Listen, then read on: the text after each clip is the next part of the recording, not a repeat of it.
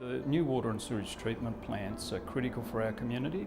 Water is one of the most important things for human health.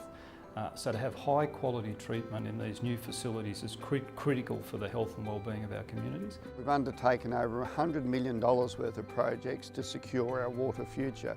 The upgrade of Lake Endeavour Dam was the first thing that happened, which has extended the spillway and made it much safer for residents below the dam wall. Lake Endeavour had been on the New South Wales Dam Safety sort of critical dam list since about 1978 when the Dam Safety Committee was originally formed.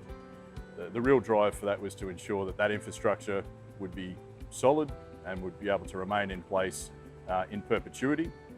We've also now undertaken a new water treatment plant, a sewage treatment plant and a water recycling plant, and that'll have a ring main around parks that'll enable sporting fields, etc. to be watered.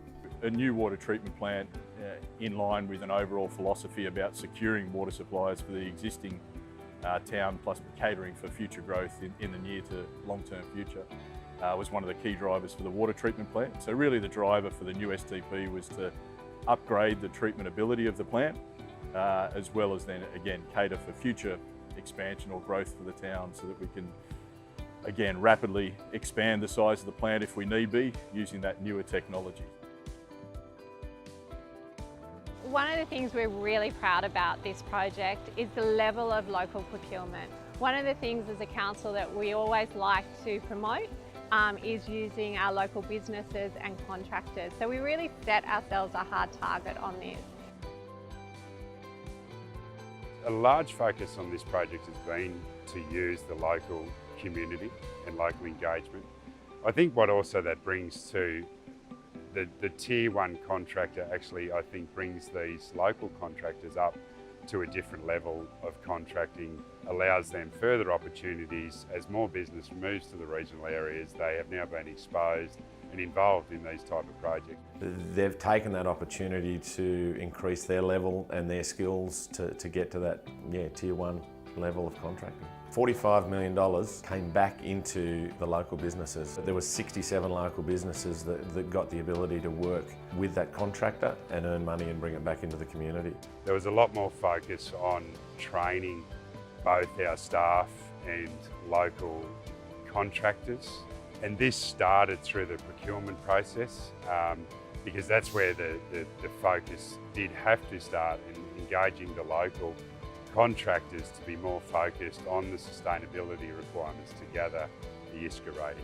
Excellent opportunity to pursue sustainability outcomes and look at how to adopt sustainability in various processes and practices that Council undertakes.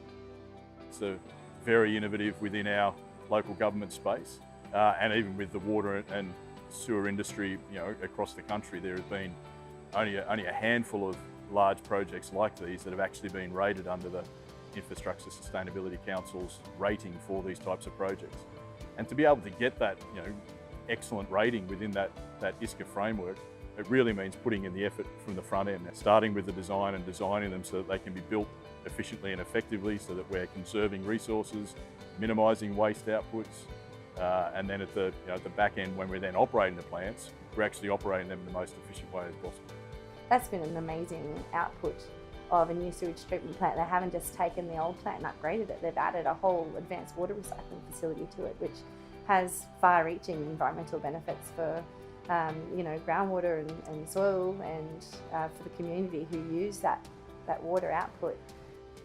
Reducing our energy and therefore our environmental footprint at both the water and sewage treatment plant. We have over 300 kVA of solar panels there and looking to expand on that so we can reduce the cost of pumping and produce that energy ourselves, and that makes us a much more sustainable organisation moving forward.